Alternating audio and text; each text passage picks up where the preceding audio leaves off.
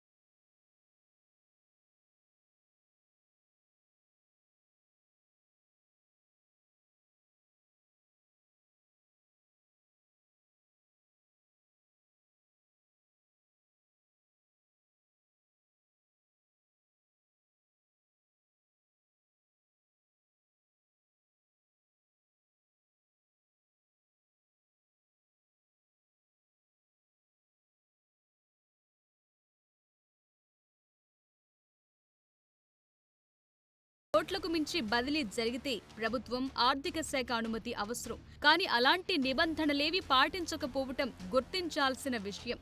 ఇక season 10 formula ఈ racing కు స్పాన్సర్స్ లేకపోవడంతో హెచ్ఎండిఏ నుంచి నిధులు మళ్లించినట్టు గుర్తించారు. గమనించాల్సిన విషయం ఏంటంటే హెచ్ఎండిఏ ఒప్పందంలోని చెల్లింపులు చేయదగ్గ భాగస్వామి కానే కాదు.